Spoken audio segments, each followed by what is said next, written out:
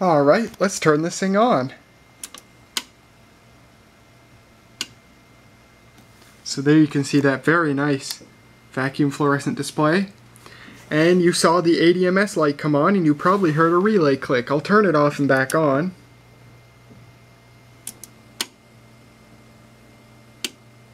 And you can hear that ADMS at work to automatically demagnetize the heads. So on the display, we have a tape counter. We have electronic VU meters, very nice. And I'll put a tape in, and you'll see there's a little green LED there that lights up the portion that shines through the middle of the cassette to illuminate so you can see how far along the tape is. So I'll stick this cassette in, and you can see it detected it as a Type 2 cassette. And there's also an indicator that comes up on the display itself. This is actually very useful because Type 2 and Type 4 cassettes can actually handle higher recording levels generally than Type 1 cassette. So you can see the three indicators there: normal, chromium dioxide, and metal. And basically they're actually positioned such that they indicate the highest safe general recording level for that particular type of cassette. So for normal, it's between 2 and 4 dB. For CRO2, it's between 4 and 6 dB. And for metal, it's between 6 and 10 dB. So that's how those indicators work. We've got 5 buttons down here. The first is 0 reset. So when you press that, it resets the tape counter to 0. And there's also 0 replay and 0 stop. So when I press this button once, it turns on 0 stop. That means when I rewind the tape, it'll automatically stop when the counter gets to 0. So I have a tape in, so actually I gotta flip it around here. So let me fast forward it. So that's what fast forwarding looks like. And when I rewind, it automatically stops when it gets to 0. If I do 0 replay, so now 0 replay is lit up.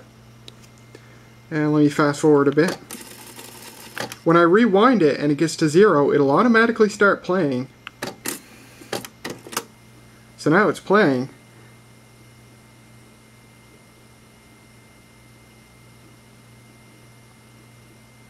So there you can see what it looks like when it's playing.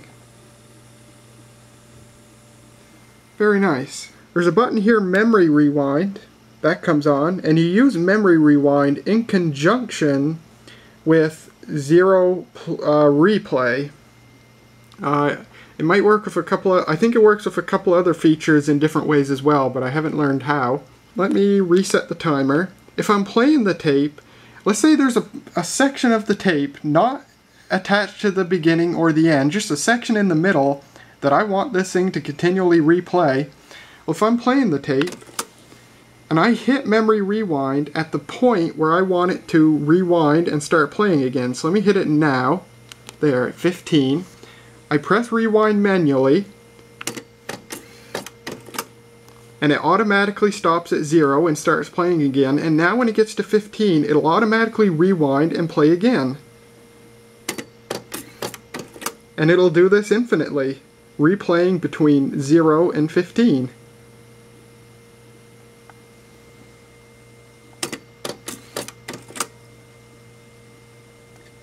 That's how Memory Rewind works. You can switch between counter and tape time, so let me play the tape. The tape time, so there you see tape time lit up.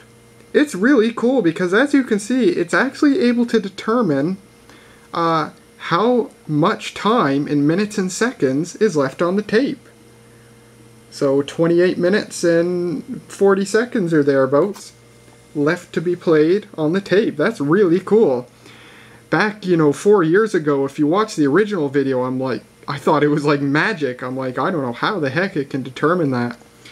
But I think now it's actually going by the ratio of the rotational speed difference between the take-up reel and the supply reel.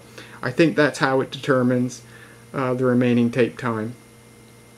Either way, it's pretty cool and fairly accurate. And the last of these buttons is tape length. When I press that, it actually sets the different lengths of tape. The default setting is 60 minutes / 46 minutes. And this thing also supports 90, 120, and whatever 46L means. So basically 46, 60, 90, and 120 minute cassettes. And it uses that to help determine how much tape time is left. So actually, you know what? It probably doesn't go by a ratio between the real speeds. It actually just goes by one or the other and uses the tape length to determine that. Let me stop. So the cassette I currently have in here is this Memorex DB cassette. Let me show you the data system running. Now, I forget if you actually have to or not, but I read somewheres once that for the data system to work correctly, you actually need Dolby noise reduction turned off, so I have it turned off, but I haven't bothered reading in the manual to see if it actually says that, but I'll have it off anyway. And we just hit the data button, and it's now testing the tape.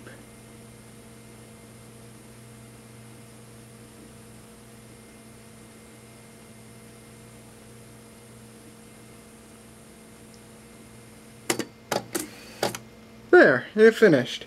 And it says ready. So this machine is now calibrated to this tape. All the little technicalities that come into producing a fully optimized recording are now set for that particular tape. So if I stick in, and it remembers this, so you can see the ready light's still on. If I stick in a Type 2 cassette, there it turns off because it knows I've stuck in a Type 2 cassette. But if I stick this Type 1 cassette back in, it turns on again because it remembers, it's all calibrated. However, if I stick in another Type 1 cassette, it has no way of determining one cassette from another, so even though it says ready, it's an invalid calibration for that cassette because it's different from this cassette. So I'd want to rerun data, so I press it and that resets it to default, and I can leave it at default if I wanted to for some reason. And then I start. And it'll do this cassette. I'll let it run through just so you can see it. And notice it automatically rewinds when it's done. And there it's ready. The data system is not perfect. I have one particular tape, I don't know why it does it. This BASF Chrome Extra 2, I don't think this tape's worn out, it sounds just fine. But perhaps it is, and I just can't hear it. But this deck does not like this tape. It will not calibrate it. It actually fails. So this is what it looks like when it fails. So I'll hit data. And you'll find that when it gets to the calibration phase, it gives up and it fast forwards a little bit to try and find a good spot on the tape.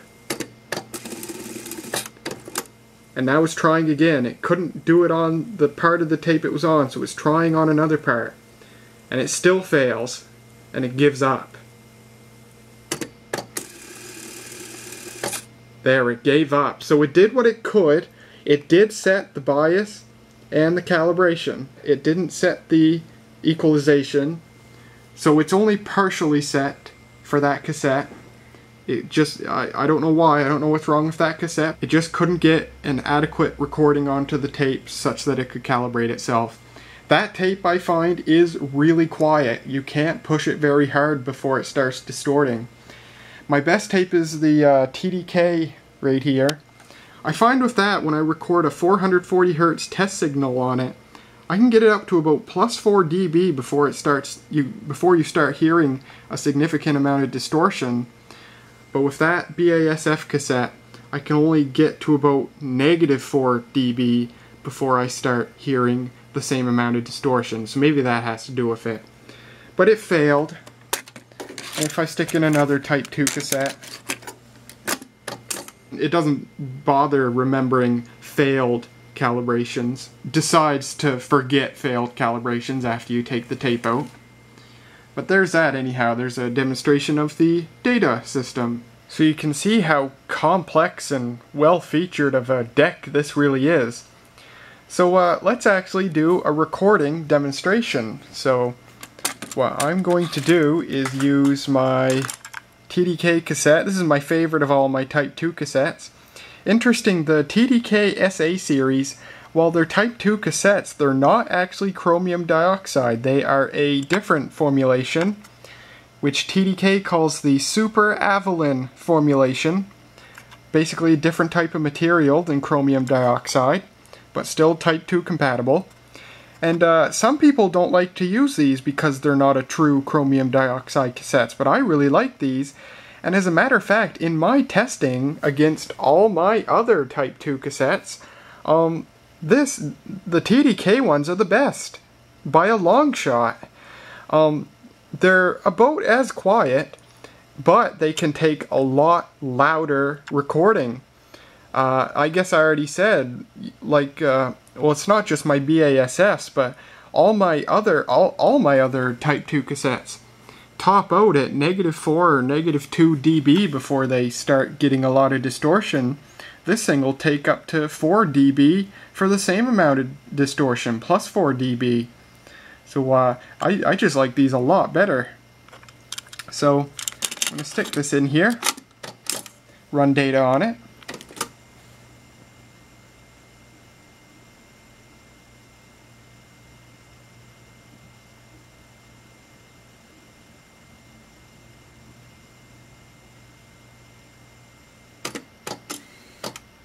And we're ready. So what I'm going to do is, I'm actually going to make a recording of my own voice. I'm going to have my Olympus LS7 digital recorder connected to the line input. I'll be using it as a microphone. And I'll make a recording using that. And then I'll play it back into the recorder, so that way the recording on the tape is digitized so I can put it in this video. And what I'm going to do is, I'm going to be doing different things on the deck while I'm recording. So when I'm playing it back, I'll have the camera going, so you'll see me do the same thing in real time. And that way you'll get a demonstration of the different things, like the different Dolby noise reduction settings and how they affect the quality of the recording. So let's do that.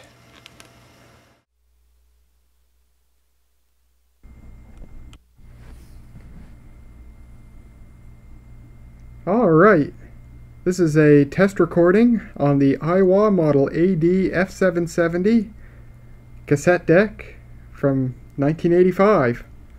So I'm currently recording on this Type 2 cassette, which was calibrated with the data system, and I am currently recording with Dolby C noise reduction, which you can hear right now. So what I'm going to do now is, I'm going to switch from Dolby C to Dolby B noise reduction. And what I want you guys to do right now, I promise I won't talk for a few seconds anyway, crank your volume up and hear the change in hiss when I switch from Dolby B to Dolby C to Dolby B.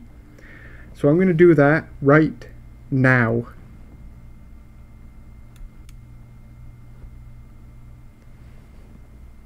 Okay, and that was, I'm now recording using Dolby B noise reduction. You might or might not detect a change in the amount of hiss.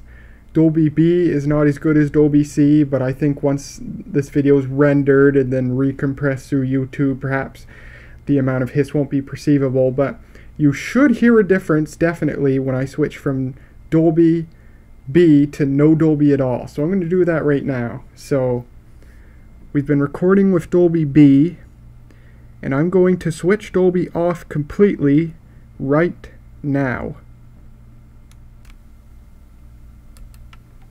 So this is with no Dolby noise reduction at all. So you can probably, hopefully at least, I know in person I can really hear it. You can hopefully hear a very significant difference in the amount of tape hiss. And I'll switch right now back to Dolby C noise reduction right now. And now we're back on Dolby C noise reduction. So you can see how well Dolby works in just, you know, it's just a small part, just one of the many things in this cassette deck that allows it to make just phenomenal recordings. Like I said before, source quality recordings. It's just absolutely wonderful.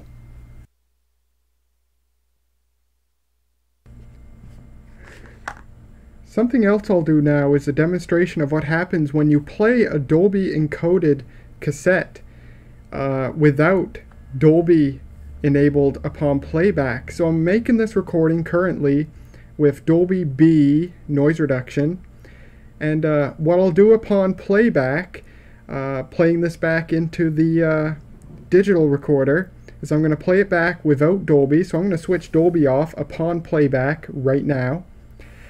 And this is what a Dolby B recording sounds like if you don't enable Dolby B upon playback. It's not too bad. It basically gives it a bit more treble. And sometimes, you know, if you're not experienced with cassettes, it makes it almost sound better. But the thing is, the reason it sounds better is just because there's more treble, so it sounds brighter. But there's more hiss, and it's not what the recording is supposed to sound like. But it is playable.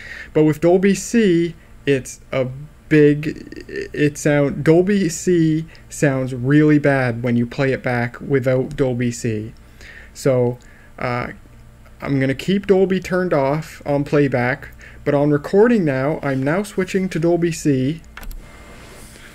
So I am now recording using Dolby C noise reduction, and as you can hear, it sounds horrible. You can probably hear the Dolby filtering going in and out, and there's probably a ton of hiss, and the high frequency sounds are really loud because that's how Dolby works, and yeah, it overall just sounds horrible. So that's what happens when you play back a Dolby recording on a deck without Dolby. So that was a little record demo. Now let's demo playback of some music. Because what's a cassette deck demo without music involved? Well, I've got kind of an interesting example here. This is a JVC. They call it a biphonic demonstration tape. This is a demo tape that would have been shipped with some JVC boom boxes or cassette decks, and contains some music and some other sound bites on it. So this is copyright, so I can't play a lot, but I'll play a few seconds of music from this tape so you can hear what it sounds like. This tape's from around 1982 or thereabouts. It's a Type 1 tape, no Dolby, but it sounds really, really good. And eventually I'll actually be uploading a full playthrough of both sides of this tape on the Maritime Man 2 sometime in the near future.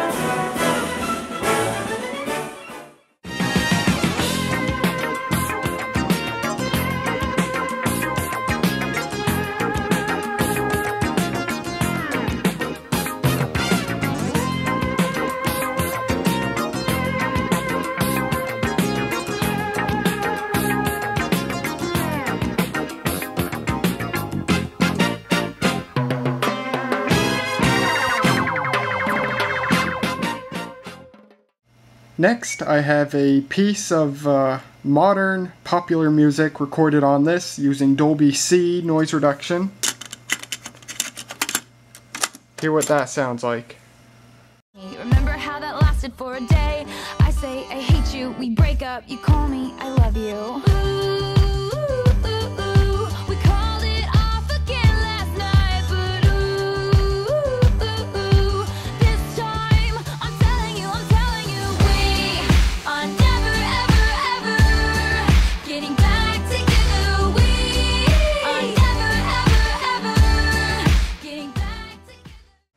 Well, there you go. As you can plainly hear, this thing produces just phenomenal quality recordings. It really is wonderful. This cassette deck is as great as everybody who has ever reviewed one says it is. The poor man's Nakamichi, well and fully. And in the 3 hours that I've spent recording this video, this thing has never glitched out once. So I would say whatever solder joints I touched up, one of them was the one causing the problem. So that's good. I have definitely fixed the issue. So that's awesome. So really, that's all there is to show of this thing.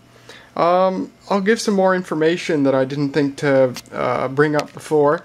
As I said, this was one of a line of 3 cassette decks from Aiwa. There was the F660, the F770, and the F990.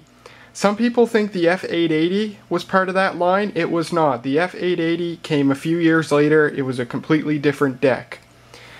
But as for the 3 that were part of this line, the F660 was of course the lower end model. It did not support Type 4 cassettes. It did not have automatic tape type selection. It did not have the data system, and it did not have VFD VU meters. It had LED VU meters, and it only had a VFD tape counter. So that was the F660. The F990 basically automated a few things that are already on the F770 as manual features. The F990 has automatic record level if you want to use it. It has automatic Dolby type selection. So basically when you make a recording on an F990, it records a subaudible tone onto the tape that'll tell the deck upon playback what type of Dolby is used, so it'll automatically set the Dolby type. And you know, those are kind of frilly things that a lot of audiophiles are not going to use on a deck. But the biggest, nicest thing about the F990 was it had an amorphous alloy head. That basically means that the heads on the 990 are made of a different material that results in better recording and playback quality, and they do last longer. They wear more slowly. But that's the difference between the 990 and the 770. Basically a bit more automation, but you do get a better playback and record head. I think the very last thing I'll do before ending this video is I will take the cover off this so you can see what's inside. So to get inside this, there's 3 screws on each side, and there's 2 in the back, one right there, one right there. Now when I take the cover off this, you'll see what's pretty much the only negative thing about these cassette decks.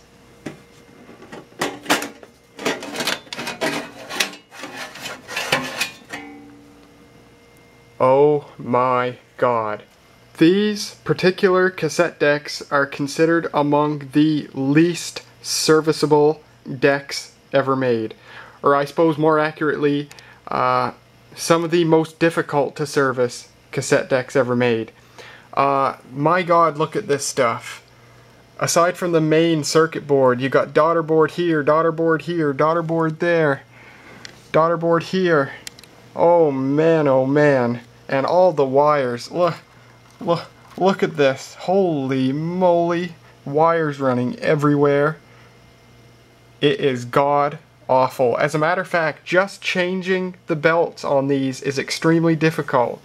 Normally, how you're supposed to change the belts is you remove the entire front panel, and that way you can gain access to these screws down here, so you can remove the rear part of the cassette mechanism so you can access the cap stands and replace the belts. Well, even that is extremely difficult to do.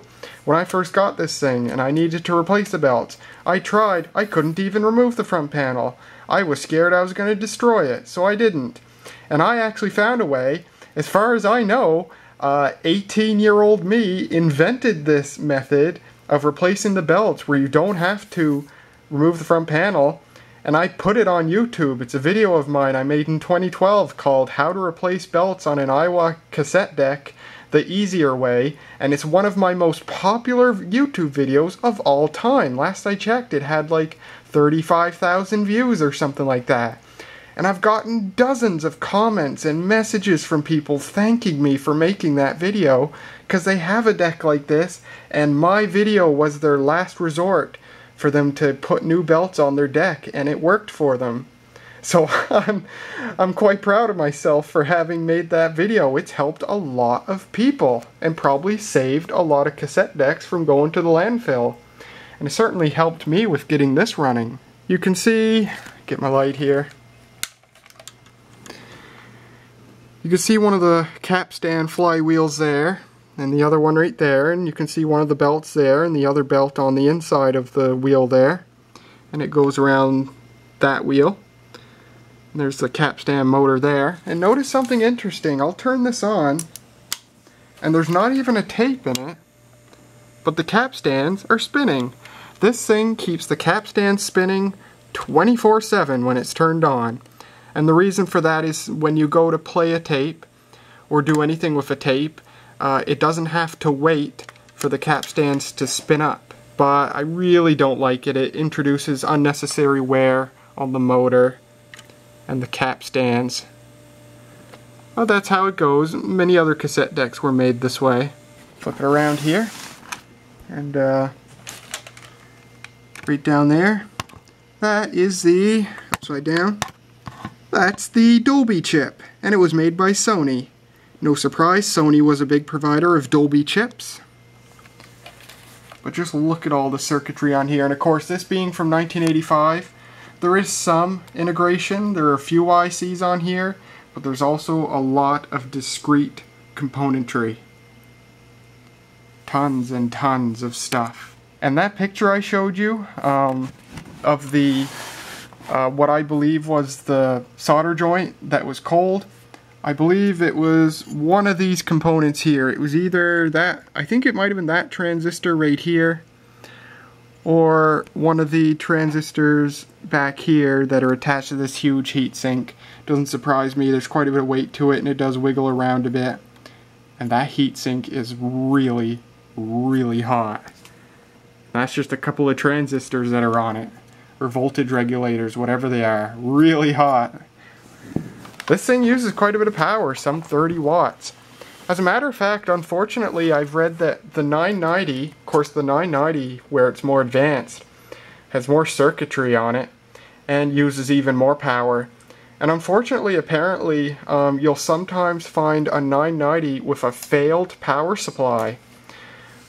Just because the 990 draws so much current, some of the power supply components actually can't handle the load and they fail. So that's too bad.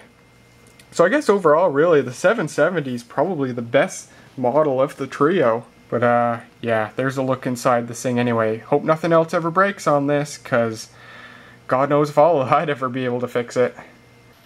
Well, there you go, folks. That's the Aiwa model AD-F770 cassette deck from 1985. What a wonderful piece of vintage audio equipment, a phenomenal cassette deck. Just, these things are heralded by people in the vintage audio community, and I can see why. Considered one of the best consumer level cassette decks of all time. And it's hard to believe that this is indeed just a consumer level deck. This thing would have been $400 or $500 back in 1985.